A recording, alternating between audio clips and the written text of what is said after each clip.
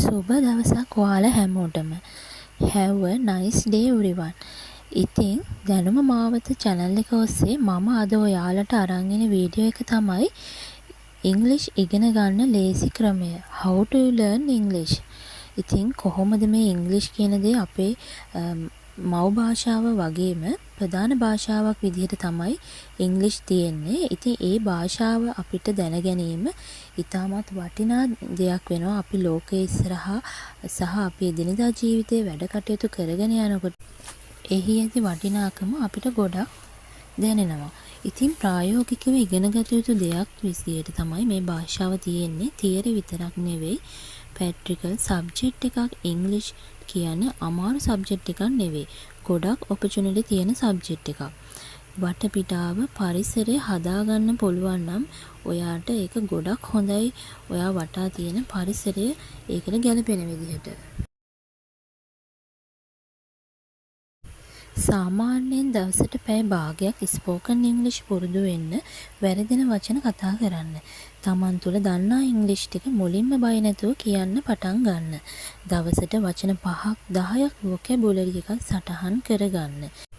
මේ වගේ දවසට පොඩි වේලාව වෙන් කරගෙන වචන බලා ගැනීම තුළින් තමන්ගේ කටහඬ, ඒ කියන්නේ කතා කිරීම පුරුදු වීමත් ටික දවසක් යනකොට ඔයා දන්නේම නැතුව පුරුදු වෙලා තියෙනවා. ඔයා Google එකෙන් මාතෘකාවක් අරගෙන ඒක කියවන්නත් පටන් ගන්න. නොදන්න වචනත් තියෙන්න පුළුවන්. ඒ වාක්‍යයන් ඔයාට තේරුම් ගන්න ඔයා දන්න වචන එකක් දෙකක් එතන තියෙන්න පුළුවන්. එතනදී ඔයාට වාක්‍යෙම තේරුම් ගන්න හොඳට කල්පනා කරොත් ඔයාට පුළුවන් ඔයා දන්න වචන එකක් හෝ දෙකක් වුණත් ඔයාට ඒක තේරුම් ගැනීමට පහසුවක් තියෙනවා.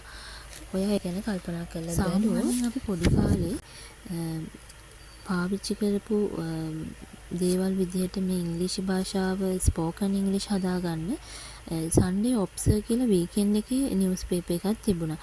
මේක තනියකට සම්පූර්ණයෙන්ම ඉංග්‍රීසි වලින් තියෙන්නේ.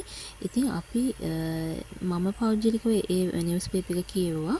මේකෙදි ගොඩක් වැදගත් වෙනවා අපේ ස්පෝකන් ඉංග්‍රීසි පැත්ත හදාගන්න.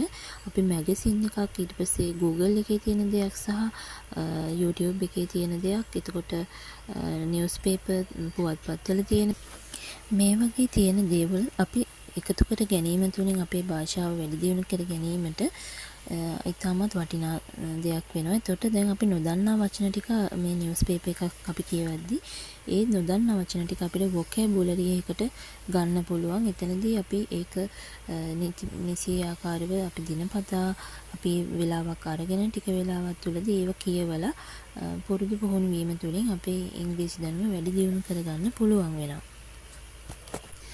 තවත් අපි ගමනක් යනකොට පාරේදී අපිට දකින්න ලැබෙනවා විශේෂයෙන් බෝඩ් වල තියෙනවා මේ ඉංග්‍රීසියෙන් වාක්‍ය සහ වචන. මේ දේවලුත් අපි යන ගමන් අපි කියවන්න ඕනේ. එතකොට අපිට තවත් අපේ ඉංග්‍රීසි හුරුව වැඩි වෙනවා. කොලයක් එහෙම අතේ තියාගෙන තමන් නොදන්න චූටි යට වචනයක් ඒව ලියා ගන්න පුළුවන් තමන්ට ළඟ තියාගෙන. මතක් වෙන තැනකදී ඒ වචනය මොකක් වුණත් ලියාගෙන තියාගෙන ඒක තේරුම පස්සේ බලලා ඔයාට ඒ වචනේ එකතු කරගන්න පුළුවන්. ඔයා නිකන් විවේකීව ඉන්න වෙලාවට ෆ්‍රී ටයිම් එකේදීත් හිතට එන දේවල් ඉංග්‍රීසි වලින් හිතන්න පුරුදු වෙන්න. එතකොට ඔයාට එහෙම විදිහට හිතන එකත් එක්ක ඔයාගේ තවත් ස්ටඩීස් කියන්නේ හදාගන්න පුළුවන් වෙනවා. මේ ඉංග්‍රීසි ඉගෙන ගැනීමට වයස් සීමාවක් තියෙනවද? ඇත්තටම නැහැ. තමන්ට උමනාව තියෙනවා නම් වචනයක් හෝ ඉගෙනගෙන ඒ කතා කරන්න පුළුවන්කමක් තියෙනවා. සෙල්ෆ් ස්ටඩි කරගන්න පුළුවන් සබ්ජෙක්ට් එකක් විදිහට තමයි මේ ඉංග්‍රීසි සබ්ජෙක්ට් එක තියෙන්නේ.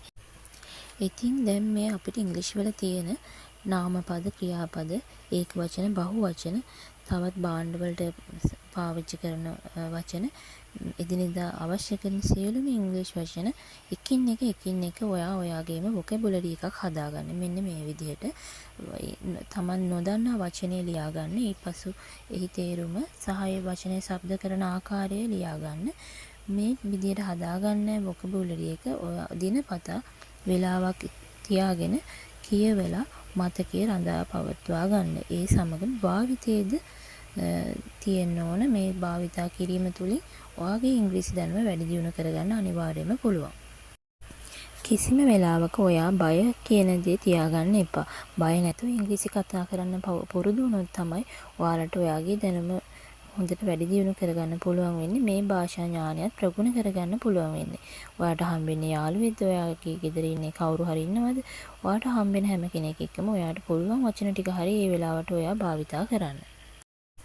එහෙනම් ඔයාලා අමතක නොකර නිවුස් පේපර්, මැගසින්, එතකොට ස්ටෝරි බුක්ස් සහ Google, YouTube කියන මේ සෑම දෙයක්මත් උපයෝගී කරගෙන ගුරුවරුන්ගෙන් ඉගෙන ගැනීම මේ සියල්ලකගේම එකතුවෙන් ඔයාගේ දැනුම වැඩි දියුණු කරගන්න හැම වෙලේම උනන්දු වෙන්න සහ කැප වෙන්න. එවිට ඔයාටත් ලස්සනට ඉංග්‍රීසි කතා කරන්න සහ ලියන්න පුළුවන්කම ලැබෙනවා. දැනුම මාවත ඔස්සේ channel එක subscribe කරලා like කරලා තියාගන්න කියලා මම ඔයාලකින් ඉල්ලා සිටිනවා. එතකොට ඔයාලට වැදගත් වෙන තවත් වීඩියෝස් ඉදිරියට මම ගෙන එනවා. ඒ සෑම වීඩියෝ එකක්ම නරඹන්න අවස්ථාව ඔයාලට ලැබෙනවා. ඉතින් එහෙනම් මම අදට නවතින්නම්. මම හිතනවා අද ඔයාලට මේ වීඩියෝ එක තුලින් ඔයාලගේ දැනුමට අවශ්‍ය කරන කරුණු ටිකක් ලැබුණා කියලා. ඉතින් ඔයාලට අවශ්‍ය වෙන ඉංග්‍රීසි දැනුමට අවශ්‍ය වෙන තවත් කරුණු මම ඉදිරියේදීත් වීඩියෝස් වලින් ඔයාලට ගෙන එන්නම්. එහෙනම් බොහොම ස්තුතියි ඔයාලා හැම. Thank you very much everyone.